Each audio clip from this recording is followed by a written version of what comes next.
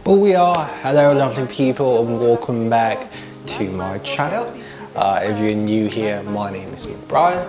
I do host the Altitude channel here on YouTube, where we discuss lots of things. We do talk about finances, personal growth, anything that has to do with the millennial or the young person trying to grow their personal finances, manage and improve themselves, self-improvement, you know, pretty much anything that goes towards growth and being able to understand and manage your life moving forward.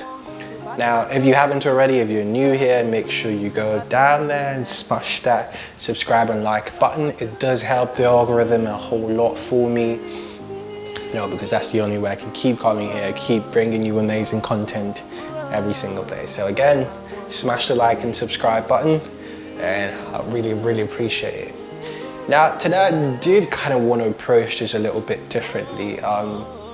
And I know most of us, if we haven't already, you know, we've been talking about discussing finances and, you know, just improving your financial wealth, just getting better at handling finances. And I think for most people, one thing that I've come to understand is you have to have a plan, right? You have got to have a plan. See, for most of us, right, like we have goals, we have dreams that we aspire to achieve. And one thing about them is at the time that your dreams or your goals, we only think about them, right? Now, the next step in that process is that we put them down on paper. Some people do, some people don't, that's fine. But you actually turn those things into an action or a plan. Now, a plan is something that, you know, you have taken into consideration that you want to execute, you know, to achieve a certain kind of result. And in my opinion, right, a lot of people get into the habit of, you know, putting things off quite often. Like, you know, you've been discussing or talking about, you know, starting a YouTube channel, you've been thinking about, you know, getting a new job or, you know, starting a new business, and, you know, you think about it, you've discussed it, look at the pros and cons, but, you know, you get into the weeds of analysis paralysis. And what that simply means is you think too much about things like, what if I'm not good at it? You start doubting yourself, you know, you're not willing to give it a shot. And in my opinion, as human beings, you've got to take risks. I think that nothing comes to you in life without taking a certain level of risks. And with that, you have got to take certain risks. I mean, it might be big risks, it might be small risks. I mean, what is life? Life is so uncertain that nobody really knows anything. And the only way that we're able to be successful is simply by trying. And so I think a lot of us do get into the habit of not wanting to get into trying new things or starting things that we've always wanted to do because we're afraid to fail, or we're afraid that we might not be able to get as much from it as we'd like to. So I'm here to tell you that stop it, because, you know, the truth is you're never going to have all the information in the world. I remember when I first started investing earlier this year. I mean, I talked about investing like somewhere last year, right? And I was always in the habit of, I need much more information, I need to research as much as possible. Yes, you need to do that, but at some point in your life, you've got to realize that, okay, you know what, you've had enough information and now it's time for you to take some action. So I think that a lot of people get caught up in analysis paralysis. You go through too many things and then now you're scared to take you know, a decision on whether or not you want to be able to do this. So I kind of wanted to talk about a plan, like, you know, having a plan and why it's important for you to have a financial plan. You know, it's really important because it keeps you on track of your goals or your aspirations, because you know that, you know, you're actually trying something. If it works out, it's great. If it doesn't work out, hey, you know what? You pick yourself right back up and then you move on. I mean, that is life, right?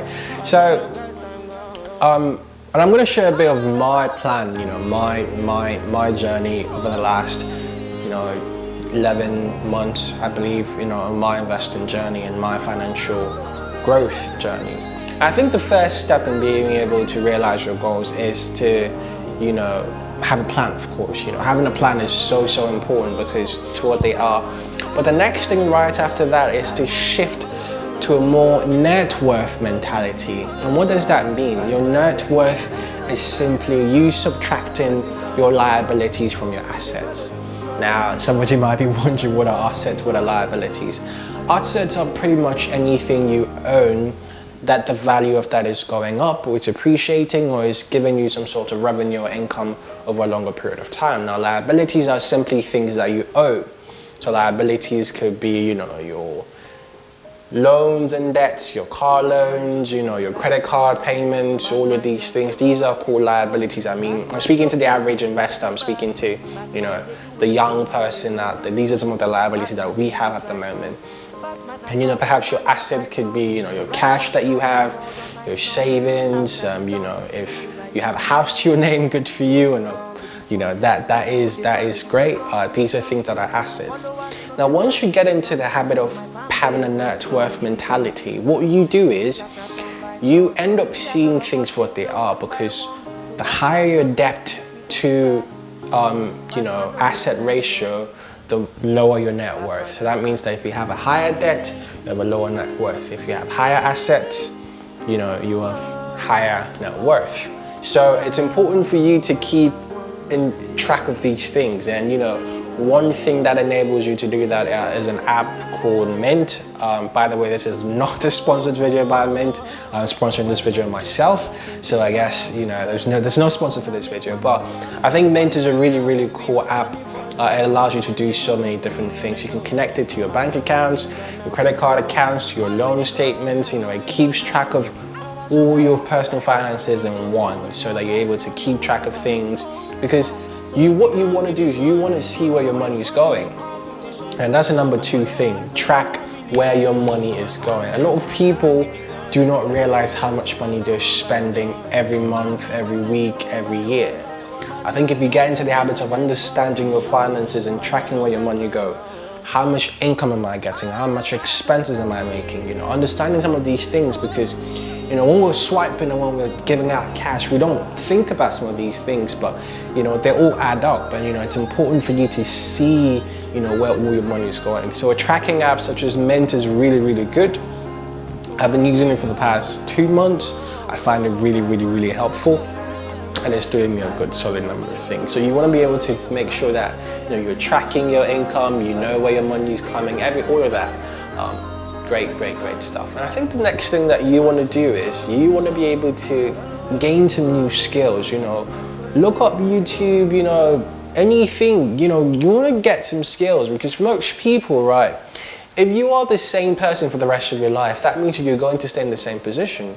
And, you know, the more skills that you have, the more you bring to the table, the more your value goes up. And that means that the more potential income that you could get, or the more valuable or indispensable that you could be. So I think it's important for people, wherever you are, whatever you're doing, I think it's really important for you to, you know, add some skills, you know, learn how to do certain things. If it's public speaking, if it's, you know, getting technical and programming, you know, all of these wonderful things. If it's designing you want to do, if it's acting you want to do, anything that you think that would improve your overall skills and what you bring to the table, I think it's really good. And, you know, you should be able to do that, because it adds more value to who you are, and that could expose you to much more potential income further down the line. So I think it's really important for you to remember that, because having great skills will make you indispensable everywhere you go. You know, you're not replaceable, because what you bring to the table is definitely unique. So I want to make sure that you guys understand that, you know, make sure that, you know, you're trying to understand all of these different things. Now, I think another thing that you want to pay attention to, which is the next thing, is diversifying, you know, your income streams. Now, I would say though, you want to make sure that you master one particular income stream first before you move on to diversify. So if it's your 9 to 5, make sure you've mastered it, make sure you're solid on that, and then look into potential side hustles, you know, whatever it is, starting a business, you know, diversify your income, because you want to make sure that, you know, as much money from different multiple streams of income is always great.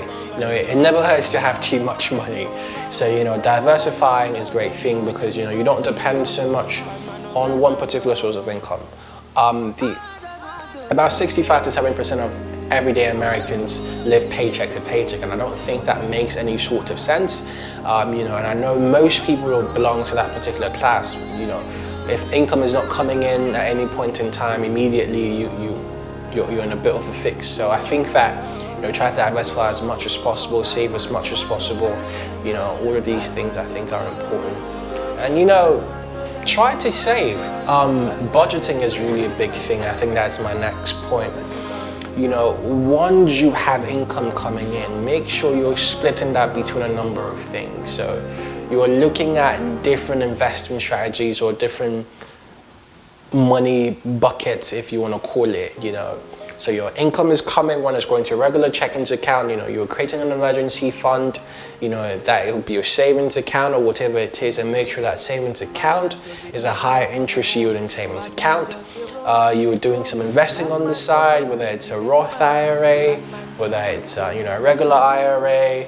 You know, these are things that I think is important for people to do. Diversify your portfolio. You know, if it's into real estate that you want to go into, I think you can go into E-Rate, and I think a really good, you know, recent thing I've been looking into is Fundrise. You know, so they are invested into real estate across multiple cities throughout the US, and you know, I think the starting account or the starting balance is about $500. But you know, it's a really good app, and you know, if E-Rate is something you don't have, you know, a lot of capital to start into physical real estate investment, I think you can look into E-Rate within the stock market, and you know, Fundrise as well, if that's something you're into. So I think these are all really, really great things that people can pay attention to, because you know, once you're doing these things, right, it helps you. You know, you might not feel like you're doing so much, but trust me, it counts. I think if there's one thing I've learned within the last couple of months is, if you're trying to grow your finances, you have got to be patient. You've got to play the long game. You know, it's really, really helpful for you to understand that, you know, there's no clear cut or no cut, you know, street or cutting corners when it comes to growing your finances. I mean, there's a quicker ways to make money, and you know, there's sure ways to make money as well. So you want to make sure that you have a bit of patience, you understand what you're doing. You know, you're learning as much as possible. It doesn't hurt to learn, to be honest with you. I think every single person, whatever you decide to do, I think it's really important for you to get educated, get as much information, understand what you're doing, read some books. You know, they're always great for read some journals, magazines, just anywhere, whether it's YouTube, whatever it is, it does not hurt to get as much information as possible, because it makes sure that you understand the subject matter better, and you know, you understand what you're doing better. You know, so I just say that if these are things that are really, really, or what I've said appeals to you, I think, you know, you can start acting on them. They would help you a ton. I am doing them currently, and I must say, like, I've really been impressed by, you know, how much I've come so far, and I think each and every one of you can do that as well. So this is what I just wanted to say today to you, that you know, you must have a plan, you know, in order for you to achieve your financial goals, and these are some of the steps that I think you can do. And you know, give yourself time. 20, 30 years from now, you're gonna thank your younger self. If there's anything I could tell my current self right now, my future self would say, you know, they're grateful to the kind of sacrifices that you're making right now. You know, never be too scared, never be too afraid to live in your comfort zone. I think most people are living way above their means, trying to impress people that simply do not care about who they are. So in my opinion, you know, nobody bats an eye what you're doing, as long as, you know, you're comfortable, you're happy. So live within your means. If you can't afford certain things, don't just do it. Don't go out, you know, buy expensive cars, you know, that you're having loans on that are killing you and stuffing you up. Don't do that to impress anybody. I don't think it's important. You know, nobody really cares at the end of the day. You know, if you're gone, you're gone, and life goes on. So I think you should live life on your own terms, do what means the most to you, do what's important to you, and learn how to make certain sacrifices. You know, I think in the end, you know, you will thank, you know, your future self will thank you today for all the things that you've done. So if there's anything, these are what I wanted to leave with you today. Thank you so much. And again, I do appreciate all of you guys. Keep leaving the comments, keep leaving the likes, keep subscribing. I do appreciate you guys. I do go through them, trust me. And I just want to say thank you so much. Keep being you, keep being amazing, keep doing you, keep loving yourself. Keep trying to be happy. Till I come your way again with another episode, it's been yours truly, McBrien here. You have a wonderful day. All right, thank you guys.